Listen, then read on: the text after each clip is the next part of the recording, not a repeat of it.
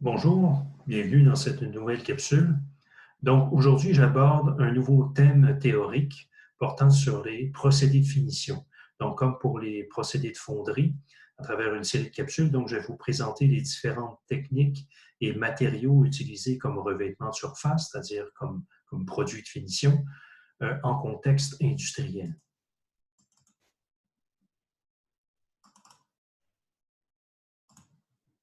Donc, procédé de finition, partie 1. Les procédés de finition consistent en l'application d'un revêtement.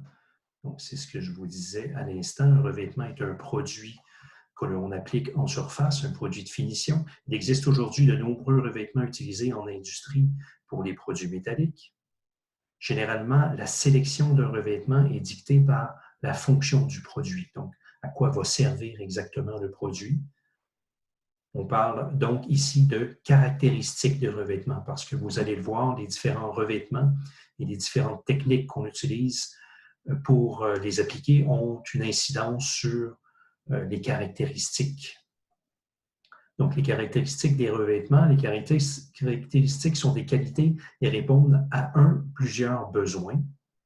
Donc, les besoins en termes de protection contre, par exemple, l'abrasion, les éraflures, les agressions de toutes sortes, protection contre des intempéries, protection contre l'oxydation ou les produits chimiques. Quand je dis oxydation, je parle ici de rouille, par exemple. Prévenir l'usure sur certains métaux, en particulier comme des métaux qui sont peut-être plus mous, plus fragiles, plus sensibles.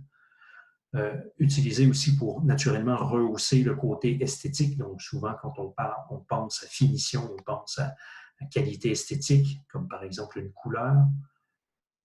Choisir le bon revêtement peut être également lié au métal à revêtir. Donc, quand je parle de métal, je parle des différents métaux qu'on a déjà abordés, les aciers, les aluminiums, les alliages aluminium, les cuprosalliages, les fontes. Certains de ces revêtements-là conviennent pour un type de métal en particulier, d'autres peuvent convenir à plusieurs types de métaux. Donc, voici ceux qui retiennent notre attention, ceux qu'on va aborder donc, dans le cadre de cette série de capsules-là. Donc, la galvanoplastie, l'anodisation, la galvanisation par électrozingage, la galvanisation à chaud, la peinture électrostatique, la peinture cataphorèse, les peintures époxy et les lacs et vernis uréthane. Dans le cadre de cette première capsule, j'aborde quatre procédés, la galvanoplastie, l'anodisation, la galvanisation par électrozingage et la galvanisation à chaud. Alors, vous allez voir que les trois premières ont une chose en commun, une technique commune, donc, qui s'appelle l'électrolyse. En quoi consiste l'électrolyse? Ça consiste à attirer une particule de métal. En l'occurrence, ça peut n'être qu'une simple molécule sur le plan chimique par le biais d'un courant électrique à travers un liquide qu'on appelle un électrolyte. Donc ici, le schéma très simplifié où on peut voir une espèce de bac contenant un liquide qui serait l'électrolyte. Voyons cela de façon plus détaillée. Donc, une pièce à revêtir, donc revêtement, revêtir, et reliée à un pôle électrique négatif, appelé une cathode. Donc, la pièce est plongée dans une solution acide appelée, comme je vous le disais, l'électrolyte. Une tige diffusant un courant électrique positif, appelée l'anode, est plongée également dans l'électrolyte. Donc, sous l'effet du courant électrique, de fines particules voyagent à travers l'électrolyte, attirées sur la pièce. Donc, l'accumulation des particules finira par former une couche homogène qu'on appelle le revêtement. Donc, ici, une petite illustration où on voit un objet qui représente la pièce et des espèces de petites particules en suspension qui représentent, dans ce cas-ci, des particules de cuivre. Donc, au final, ce que j'obtiens, c'est une fine couche de cuivre sur l'objet à revêtir. Donc, la première technique que j'aborde, la galvanoplastie, qui est très, très proche de ce qu'on vient de voir, Il s'agit de ce qu'on appelle communément un plaquage, la galvanoplastie. Donc, quand on parle de plaquage, on parle de galvanoplastie. Donc, par exemple, l'acier et le laiton plaqué au chrome. Dans notre environnement direct, généralement chez vous à la maison, vous pouvez certainement trouver des objets qui sont plaqués au chrome, donc qui ont été traités par galvanoplastie. Par exemple, les robinets, la plupart de la robinetterie qu'on a dans la chambre de bain ou dans les cuisines sont plaquées au chrome. Le laiton plaqué à l'or ou l'argent, donc c'est des exemples. On pourrait en trouver de nombreux comme ça. L'objet à plaquer donc, est relié à la cathode. Donc, ça reprend un peu le schéma que je vous ai présenté tout à l'heure, avec quelques nuances toutefois. Donc, l'anode, quant à elle, est constituée du matériau à être plaqué. Donc, ici, la particularité de la galvanoplastie, c'est que, par exemple, dans le cas de figure que je vous présente là, la tige qui est l'anode, qui est le courant positif, ce serait une tige, par exemple, en or. Donc, ce qu'on va obtenir au bout de la ligne, c'est tout simplement un plaquage en or. Donc, sous l'effet du courant électrique, l'anode va tout simplement se désagréger, va se décomposer, on pourrait dire aussi, pourrait se dissoudre dans l'électrolyte. Et puis, les fines particules qui vont se détacher de cette anode-là vont simplement se diriger parce qu'elles vont être attirées par la cathode, c'est-à-dire par l'objet qui est à plaquer, qui est relié au pôle négatif, au pôle électrique négatif. Donc, on voit par exemple sur l'illustration une espèce d'accumulation sur la cathode qui représente le plaquage. Et puis, on remarque aussi une usure de l'anode. Évidemment, une anode, donc, dans ce cas de figure-là, a une durée de vie limitée, puisqu'en fin de compte, au fur et à mesure qu'on l'utilise pour produire un plaquage, mais l'anode se désagrège, se décompose et finit par disparaître complètement. Donc, il y a un remplacement de l'anode qui est nécessaire. Donc, quelques exemples que vous allez reconnaître. Le monde de la moto, par exemple, utilise énormément de plaquage par galvanoplastie, plaquage au chrome notamment, donc pour différentes raisons qui m'apparaissent quand même assez évidentes pour des questions esthétiques, mais aussi d'autres aspects qu'on va voir ici. Donc, pour protéger, par exemple, une surface contre la corrosion, c'est une excellente protection contre la rouille, accroît la résistance en surface avec le chrome, par exemple, qui est un métal très dur, donc c'est un autre avantage. Rehausse évidemment l'aspect esthétique, optimise l'effet miroir d'un polissage. Vous vous souvenez qu'on peut produire un polissage sur différents métaux, sur l'aluminium, sur l'acier inoxydable, mais dans le cas, par exemple, spécifique du chrome, qu'on aurait plaqué par galvanoplastie, on peut vraiment aller chercher un effet miroir inégalable. Donc, c'est un avantage de la galvanoplastie. Augmenter la valeur d'un objet, tout simplement, par exemple, un objet tel qu'un bijou plaqué avec un métal précieux, ou augmenter l'aspect prestigieux d'un produit. La deuxième technique que j'aborde est l'anodisation, qui fait appel sensiblement à la même technique. Donc, ce type de finition donne une impression de qualité. Par conséquent, elle est souvent utilisée pour cet avantage. Donc, vous allez reconnaître un petit peu le genre de produit que je vais vous présenter. Donc, ça a souvent une connotation performance. C'est pourquoi on l'utilise sur des produits à caractère performance, produits de type high-tech, produits haut de gamme, produits techno, certains produits commerciaux, comme par exemple les cadrages de portes et de fenêtres de type commercial. Quelques exemples de produits traités par anodisation, ça va vous aider à penser à des objets que vous connaissez, que vous avez certainement déjà vus ou utilisés, qui ont été traités par anodisation. Donc, des accessoires sportifs, des accessoires de plein air, des produits électroniques, des produits industriels, etc. J'ai quelques exemples à vous montrer. Donc, les fameux ordinateurs portables Apple qui sont traités par anodisation, des appareils photo, des roues, ici c'est une jante de moto, des cadrages justement de type industriel, des cadrages de portes et fenêtres, des attaches, des mousquetons, des objets qui servent à l'alpinisme.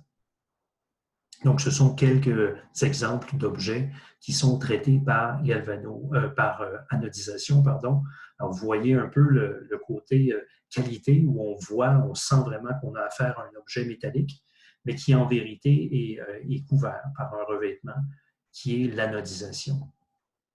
Donc, l'anodisation offre un autre avantage, c'est qu'elle peut se faire dans toutes sortes de couleurs. Donc, c'est un additif qu'on ajoute à l'électrolyte et qui va nous produire donc une anodisation de différentes couleurs. Donc, le principe de l'anodisation, comme je vous dis, très semblable à la galvanoplastie, toujours en utilisant un bac d'électrolyte. La matière qui se décompose en surface de l'objet se trouve toutefois dans l'électrolyte. Donc, tout à l'heure, je vous ai montré avec la galvanoplastie que le matériau qu'on utilisait pour le plaquage il provenait directement de l'anode, oui, c'est bien ça, donc se désagrégeait. Dans le cas de l'anodisation, c'est vraiment un additif chimique qui se trouve dans l'électrolyte qu'on appelle l'alumine. Donc, les raisons pour lesquelles on utilise l'anodisation augmentent considérablement la résistance des produits d'aluminium. Donc, c'est très souvent utilisé sur l'aluminium, pas que sur l'aluminium, mais très souvent. Donc, ça durcit littéralement la surface de l'aluminium qui est toujours, même sous forme d'alliage aluminium, ça reste toujours relativement fragile en surface. Donc, ça le durcit en surface. Ça crée un effet de qualité parce qu'on a toujours l'impression de voir le métal en transparence. C'est une sorte d'illusion, par exemple, parce que ce qu'on voit, c'est vraiment un revêtement, mais ça donne cette impression-là d'avoir affaire à un produit métallique. Donc, un produit métallique renvoie forcément à une idée de qualité, une idée de résistance, donne une impression de durabilité, et ce n'est pas juste une impression, ça prolonge vraiment la durée de vie d'un objet, rehausse l'effet de performance, donc un produit à caractère performant. Donc, dans une optique de design industriel, l'idée de créer un effet comme ça peut être un gros avantage, caractérise et distingue certains produits high-tech, caractérise et distingue certains produits haut de gamme. Donc, ce ne sont que quelques-uns des avantages qui ressortent de l'utilisation de l'anodisation et que je vous demande de retenir, parce qu'ils sont, quant à moi, importants dans un contexte de conception de produits, dans une optique de design industriel. Donc, la troisième et quatrième technique que je vous présente, c'est la galvanisation par électrozingage et la galvanisation à chaud. Donc, deux approches de la galvanisation. La première fait appel, encore une fois, au même principe. Donc, les généralités concernant la galvanisation, les procédés sont utilisés sur des produits d'acier uniquement, c'est important de le préciser.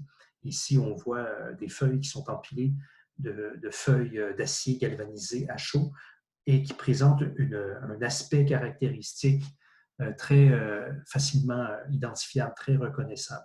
Donc, une espèce de texture de cristaux à la surface des pièces traitées.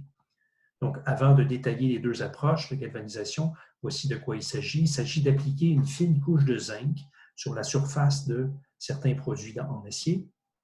Le zinc interagit chimiquement avec l'acier et lui confère des propriétés de résistance extrême. Donc, il s'agit vraiment d'une approche de traitement de surface, une approche de finition qui octroie vraiment des propriétés très particulière de très grande résistance aux produits d'acier. Donc, d'une très grande efficacité contre, par exemple, la corrosion, durcit notamment aussi la surface des aciers doux. Donc, peut-être un avantage certain pour la fabrication de plusieurs produits de par ce fait-là. Galvanisation, donc, par électrozingage, utilise la même technique que la galvanoplastie et l'anodisation, c'est-à-dire qu'on appelle l'électrolyse, que je vous ai montré tout à l'heure, où on présente la pièce dans un bac d'électrolyte. Donc, dans le cas de cette méthode, l'électrolyte est une solution aqueuse renfermant des sels métalliques et des sels non métalliques. Donc, c'est vraiment une réaction chimique particulière. Donc, certains de ces sels, grâce au courant électrique, vont littéralement attaquer la surface de la pièce d'acier, qu'on appelle la passivation. Donc, ce sont les sels non métalliques.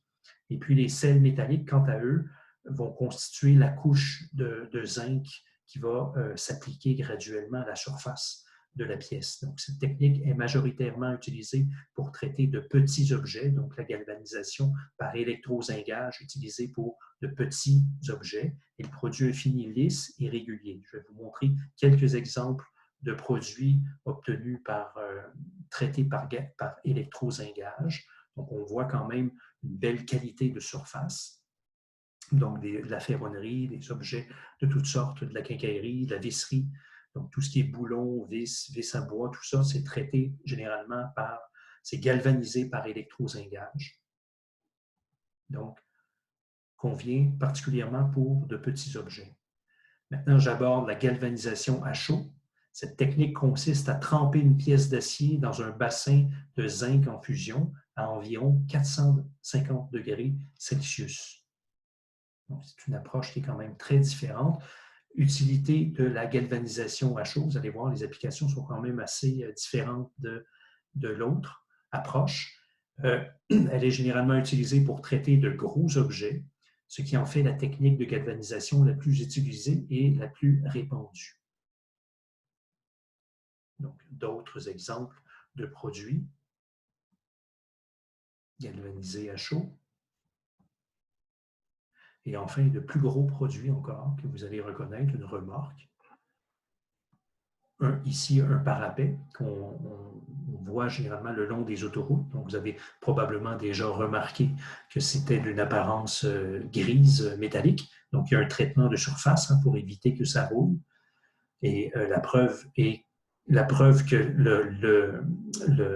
ce traitement de surface-là offre une très grande résistance aux intempéries et à la rouille, c'est que c'est quand même relativement rare qu'on observe un parapet rouillé. En fait, en général, ils sont toujours plutôt de présentation grise comme ça.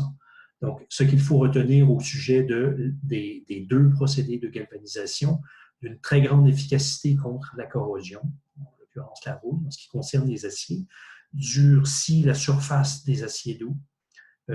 Ça offre un fini durable, même dans les pires conditions. Donc, généralement, ça a une durée de vie tout de même. On parle de 20 à 30 ans, ce qui est relativement long. Préserve les objets contre la détérioration causée par les intempéries. Approche économique. Donc, c'est le fait, entre autres, que ce soit un procédé très répandu, très utilisé, ça le rend plus accessible, plus économique. Procédé très répandu. Donc, c'est les choses qu'il fallait retenir au sujet des techniques de galvanisation et ça met fin à cette capsule.